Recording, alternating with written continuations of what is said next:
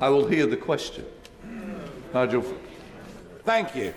But within a couple of days, we'd learned of a third assassination attempt. So much time in America recently, I was half expecting to see him on the immigration statistics. And in doing so, not just do the right thing, but maybe mend some fences between this government and the incoming presidency of Donald Trump's, given that the whole of his cabinet have been so rude about him over the last few years. Yeah. Labour MPs are turning on each other as Joe White publicly demands Starmer adopt Trump-like leadership tactics. But this isn't just about one MP's opinion. It's the first crack in a dam that's been building pressure since the election. In the next 10 minutes, I'll reveal the three main accusations being levelled at Starmer by his own MPs, the policy decisions that have red wall representatives furious, and the extraordinary demands being made by Labour insiders to save the party from what one veteran MP called complete collapse. The divide within Labour is deeper than you think, and I've got the inside story. Before we move on, I'd like to ask you a small favour. If you appreciate this content, please take a second to like this video and subscribe to the channel. Over 98% of you watch the videos without subscribing. It costs you nothing, but it makes a huge difference to us. So, did you click the subscribe button? Great, thank you so much. Now back to the video. The Labour Party's facade of unity has cracked wide open with Joe White's extraordinary attack on Keir Starmer. White, who chairs Labour's influential Red Wall group. But he may have missed. I did congratulate the incoming president. Well, I'm glad to see the honourable member making a rare appearance back here in Britain. Charges have been laid, and behind it are Iran's Revolutionary Guards. Has the time not come, Prime Minister, to prescribe what is so obviously a terrorist organisation? Took the unprecedented step of publishing her criticism in The Telegraph, a conservative-leaning paper which tells you everything about the severity of this internal revolt. What makes White's critique so remarkable isn't just its timing, but its content.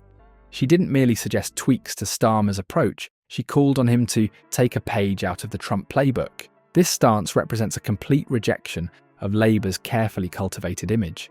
White specifically urged Starmer to ditch the over-polished speeches, the endless consultation committees, and the carefully calculated nothingness that she believes characterises his leadership. Her accusations cut deeper than mere stylistic differences.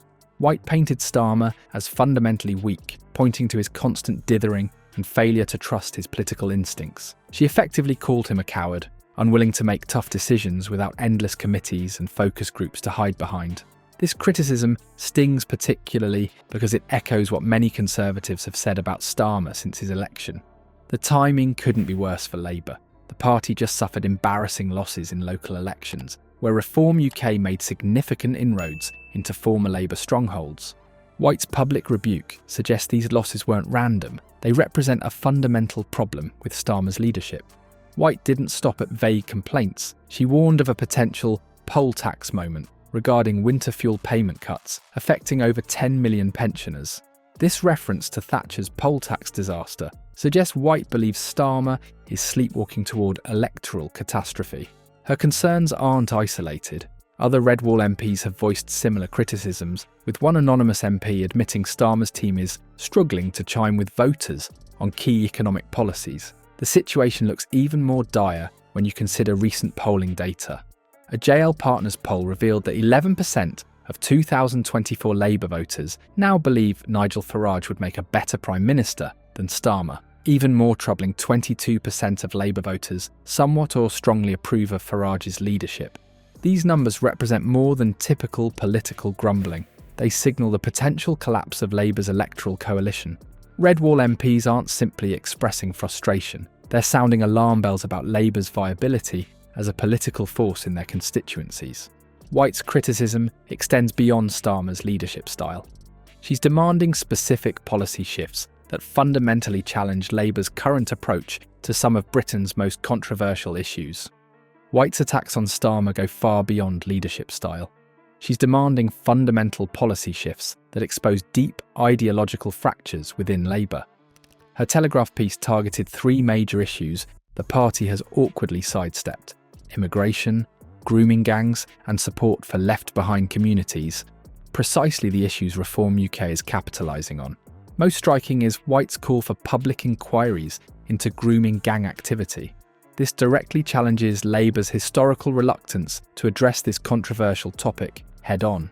The party's fear of appearing culturally insensitive has created an opening for Reform and the Conservatives to present themselves as the only ones willing to tackle these sensitive issues. White clearly believes Labour's silence is costing them vital support. On immigration, White proposed digital ID cards to address illegal immigration, a bold stance that clashes with Starmer's more cautious, moderate approach. Her position mirrors concerns Reform UK voters have expressed, suggesting she believes Labour must adopt tougher immigration policies to win back voters drifting toward Farage. Perhaps most damaging is White's criticism of Labour's stance on pensioners.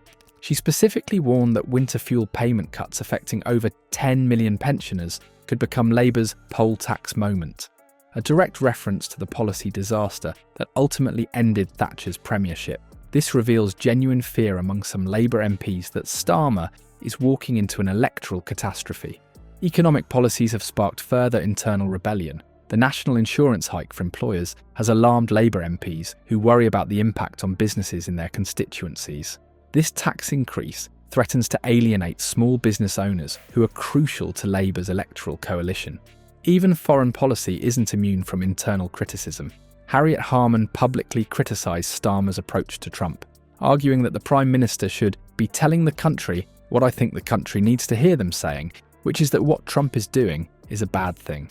This reveals a party divided on how to handle international relations in an increasingly populist global environment. These conflicts highlight Labour's fundamental identity crisis, caught between its traditional working-class base and metropolitan progressive values. Red Wall MPs represent communities with socially conservative views on immigration, law and order, and national identity. Meanwhile, urban Labour MPs often champion progressive positions on these same issues. This isn't merely a tactical disagreement, but a profound dispute about what Labour stands for. With Reform UK gaining momentum and these divisions deepening, Starmer faces a critical challenge. Can he unite his fractured party before these internal rebellions become an electoral rebellion? Joe White's demand for Starmer to become more Trump-like exposes Labour's identity crisis. This isn't mere criticism, it's a warning sign that Labour's electoral coalition is fracturing at its foundations. The coming months present Starmer with an impossible choice: pivot toward populist policies that might alienate urban voters, or maintain his current course and watch Reform UK continue consuming Labour's traditional base. The stakes couldn't be higher. As one Red Wall veteran MP bluntly warned, without significant change in both leadership style and policy substance, Labour faces what they described as complete collapse in areas that were once their heartlands.